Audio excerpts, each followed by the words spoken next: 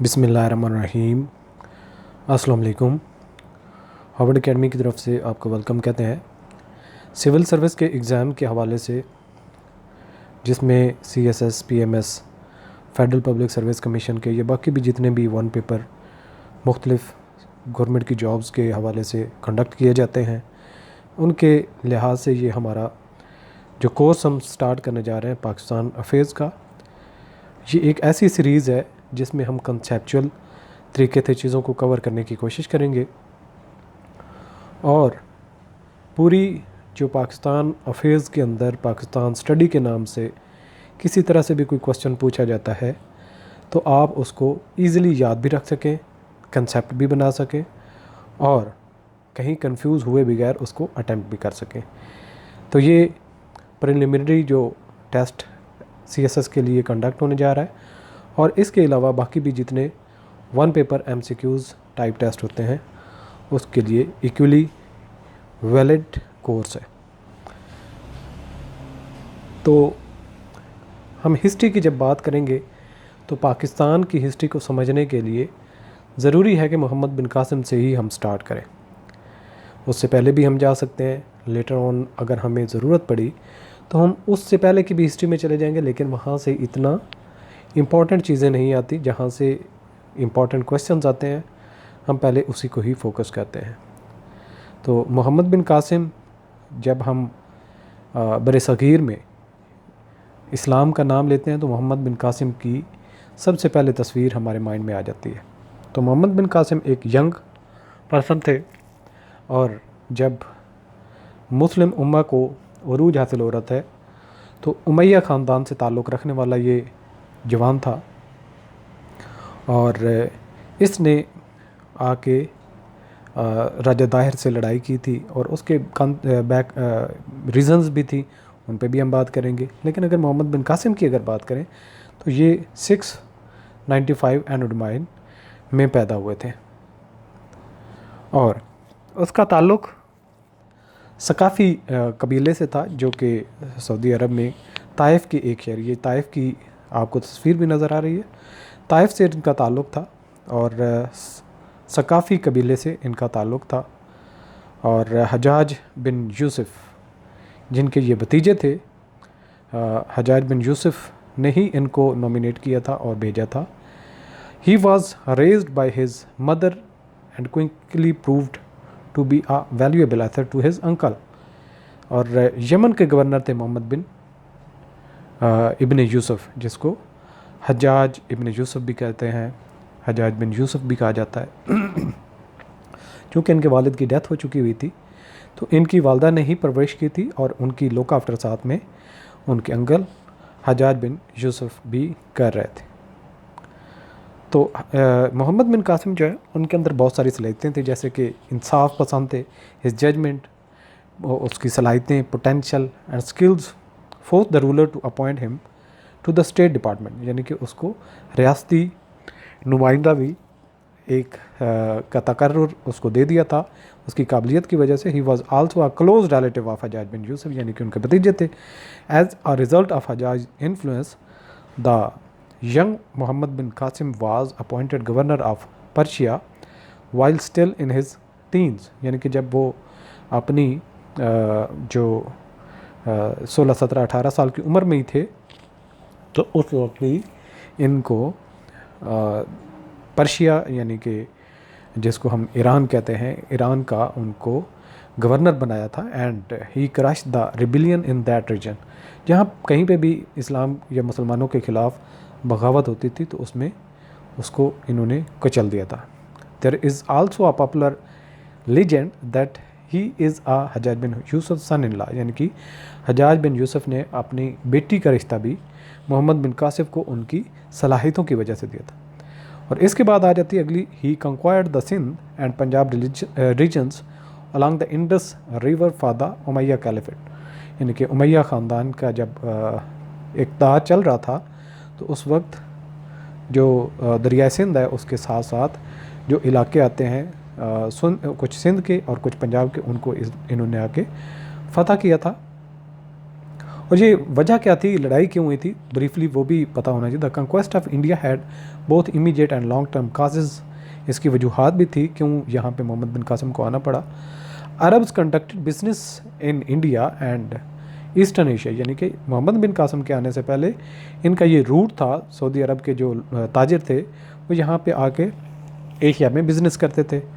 और the trade was conducted via sea route, जारी बात उस वक्त ना एयर ट्रैवल इतना कोई होता था और ना कोई रूट होता था ज़मीनी, जिसकी वजह से समंदर के रास्ते ही बहरी जहाज़ आते थे। Which was dangerous due to Sindh pirates looting, जो सिंध के इलाके हैं इनके इर्द गिर्द में काफ़ी सारे डकैत थे या लूटने वाले थे, तो वो काफ़ी सारे जो बहरी जहाज़ गुजरते थे वो कश्तियों से जाके उनको लूट लेते थे in Sindh. The Arab insurgents also find safety, और फिर ये जो अरबी लोग थे बागी हो जाते थे वो भी आके सिंध में सेफ्टी लेते थे, यानी पनाह ले लेते थे जो मुसलमानों के ख़िलाफ़ लोग थे उनके पास। The Umayyad desired to protect the commerce route while simultaneously solidifying their control, उनकी ये ख्वाहिश थी कि ये जो लूट मार वाला काम है ये रुक जाना चाहिए और इनको क्लियर करना चाहिए ताकि कोई रिस्क ना रहे बिज़नेस के में। जितने जहाज़ लूटे जाते हैं उनसे कई सारे नुकसान होते हैं, तो उनसे बचा जाए। The Meds of Debal pirates attacked Arab ships bringing Muslim soldiers, orphans and widows who had perished in Sri Lanka while Hajjaj was governor, robbing him of gifts from Ceylon monarch, यानी कि जो उस वक्त सैल्यून कहा जाता था श्रीलंका को, उसका जो बादशाह था उसने कुछ हजाज बिन यूसुफ के लिए तोहफे भेजे थे। और जब श्रीलंका से ये जहाँ पे लड़ाई हो रही थी तो उस वक्त कई सारे लोग मारे गए थे, और उन मारे जाने वालों के जो यतीम बच्चे थे और बीवियाँ थी उनको वापस भेजा जा रहा था। और उसमें ही श्रीलंका के बादशाह ने कुछ अपने तोहफे भेजे थे हजाज बिन यूसुफ के लिए, जो उससे रिकन्सिलेशन के बाद एक सुलह हुई थी। By giving the Umayyad caliphate a justification they were able to conquer the Makran and Sindh territories. अब ये वो वजह थी जब हजाज बिन यूसुफ को बहुत गुस्सा आया और उसने ये वजह बनाई, और पहले भी वजूहत थी लेकिन ये वजह वो थी जिससे उसको काफ़ी गुस्सा आया। और एक औरत की आवाज़ पे एक औरत ने ख़त लिखा हजाज बिन यूसुफ को कि आप मेरी मदद करें, तो उन्होंने फिर तहैया किया कि इस इलाके को अब फ़तह करना ज़रूरी पड़ गया है। Muhammad bin Qasim was given permission to attack across Sindh by Umayya caliphate, जो उमैया का ख़ानदान का खलीफा था उस वक्त का, उसने इजाज़त दे दी मोहम्मद बिन कासिम को कि वो इस पे हमला आवर हो जाए। ही कमांडेड 6000 सीरियन कैवलरी, यानी कि जो गोला बारूद मारने वाली जो थी कैवलरीज 6000 सीरियन थी, यानी कि शाम से वो आई थी। इसके अलावा supported by an advance guard of 6000 camel Riders, 6000 जो ऊँटों पे सवार करने वाले ऊँट यानी कि सामान जो लेके आते थे वो भी थे। And 5 catapults near Sindh boundaries, यानी कि मंजनिकें भी भेजी थी। 5 मंजनिक, यानी कि वो मंजनिकों का पहला दौर था जब मंजनिकें यूज़ हुई थी और सिंध वालों को उसका इस्तेमाल का नहीं आइडिया था कि कोई ऐसा हथियार भी इनके पास मौजूद है। अच्छा, यहाँ पे वो ये जगह है जहाँ पे राजदार और मोहम्मद बिन कासिम की लड़ाई शुरू हुई थी। From Debal way the Arab force had march along the Indus, Muhammad bin Qasim first took control, he was welcomed by Dahir soldier in Rodi. Raja Dahir के साथ जब लड़ाई हुई तो उसके जो सिपाही थे जो उससे तंग थे उन्होंने भी मोहम्मद बिन कासिम को वेलकम किया जब उसको शिकस्त होना शुरू हुई। The conflict resulted in Dahir death, ये राजा दाहिर है। The destruction of his army, उसकी आर्मी भी तबाह हो गई। And the conquest of Sindh by Muhammad bin Qasim, और इस तरीके से सिंध मोहम्मद बिन कासिम ने फ़तह कर लिया। Debal was conquered by Muhammad bin Qasim in 712 AD, 712 ईस्वी में ये मोहम्मद बिन कासिम ने फ़तह किया था सिंध को। His efforts paid off as he was able to capture Debal, और आखिरकार उसने दिबल को फ़तह कर लिया और इस पर कब्ज़ा कर लिया। और इसके बाद following Nerun the strong hold known as Sikka, जहाँ पे सिक्का का कंट्रोल था, Brahmanabad, Alor, Multan and Gujarat, he continued his victories progress, और इस तरीके से उसने मुल्तान, गुजरात और कश्मीर के इलाकों की तरफ अपनी फ़तह का सिलसिला जारी रखा। After taking Multan he moved his army to the kingdom of Kashmir frontiers, but he is firing halted the advance. और जब यहाँ पे वो कश्मीर तक पहुँचे तो उसका जो ये पेशकदमी का मरहला है ये रुक गया। वजह क्या थी? Muslim now controlled the entirely Sindh and a portion of Punjab up to Kashmir northern border. जब जंग बंदी हुई तो मुसलमान जो थे उनका सिंध पर और पंजाब के कुछ हिस्सों पर कश्मीर तक बॉर्डर तक जो है वो कंट्रोल हासिल हो चुका था और हुकूमत कायम हो चुकी थी। Following the conquest he adopted a conciliationist stance pleading the with the locals to submit to Muslim rule in exchange for respect for their traditions and belief। यानी कि उसने उनके साथ समझौते किए। जो यहाँ के सरदार थे, यहाँ पे हुक्मरान करने वाले छोटे छोटे कबीले थे, उनको उन्होंने कहा कि मुसलमानों के साथ आप लोग समझौता करें और हम आपकी ट्रेडिशंस, आपकी रस्म व रवाज जो भी हैं आप उसके मुताबिक काम करते रहें, लेकिन मुसलमानों के भी अकीदे का तुमने इज़्ज़त करनी है, रिस्पेक्ट करनी है। He also establish peace by implementing a strict taxing policy. और फिर उसने इनके ऊपर टैक्स भी लगाया कि आप लोगों की आज़ादी, आप लोगों की ट्रेडिशंस, आप लोगों की रस्म व रवाज सब कुछ महफूज रहेगा, आपको टैक्स देना पड़ेगा, जो कि इस्लाम की रवायात के मुताबिक था। In exchange he offered to guarantee the indigenous protection in terms of their lives and their possession. यानी कि उनकी मलकियतों और उनकी जो लाइफ है, ज़िंदगी है, और उनकी आज़ादी जो है उसको प्रोटेक्ट किया गया था। और 704 में जब हजाज बिन यूसुफ की डेथ होती है, सुलेमान था younger brother of Waleed bin Abdul Malik. यानी कि अब सुलेमान के पहले वलीद बिन अब्दुल मलिक उमैया ख़ानदान का बादशाह था, अब कौन आ गया?